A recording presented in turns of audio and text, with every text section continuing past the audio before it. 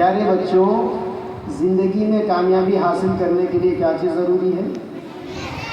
محنت۔ قرآن مجید میں اللہ تبارک و تعالیٰ نے فرمایا لیس للانسان الا ما سعی، انسان کو اتنا ہی ملے گا جتنے کی وہ کوشش کرے گا۔ جو آدمی دنیا میں جتنی کوشش کرتا ہے وہ آدمی اتنا پا لیتا ہے۔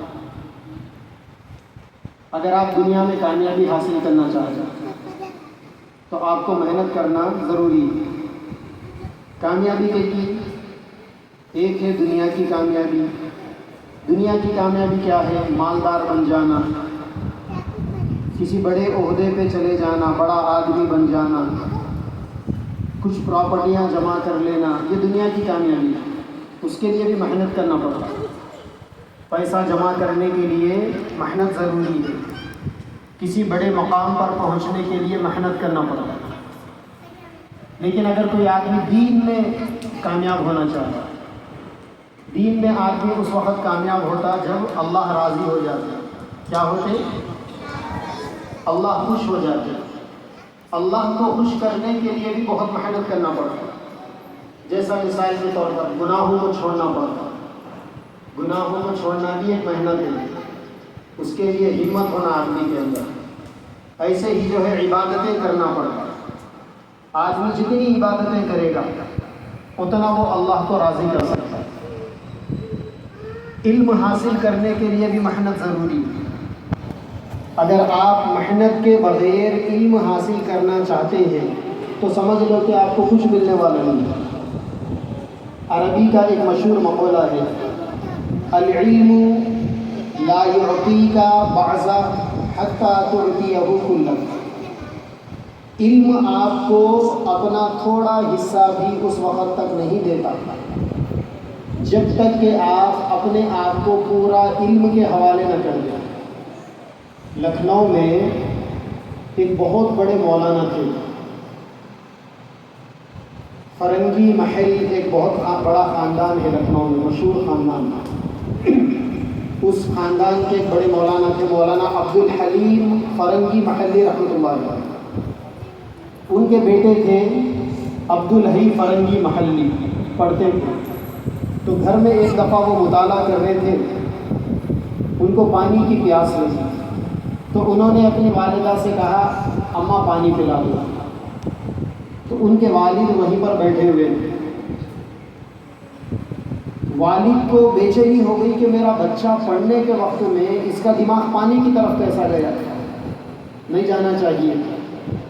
چنانچہ والد صاحب نے کیا کیا، گلاس میں پانی رکھنے کے بجائے ایرنڈی کا تیل رکھ کے گلاس میں بازو میں رکھ دیا۔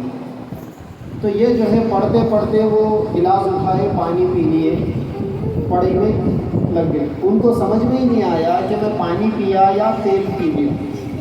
تو ان کے والد اس دن ان کی والدہ سے بولے کہ اب میرا بچہ دنیا میں ترقی کر کے آگے بڑھ سکتا ہے، محنتی ہے بچہ۔ تو پھر آگے چل کے مولانا عبدالحی فرنگی محلی اتنے بڑے عالم بنے کہ آج ہندوستان کے بڑے علماء میں، پچھلے زمانے کے انتقال ہو گیا، بڑے علماء میں ان کا نام آتا۔ 10 لوگوں کو ایسا بٹھاتے تھے اور ہر آدمی سے الگ الگ کتاب لکھاتے تھے۔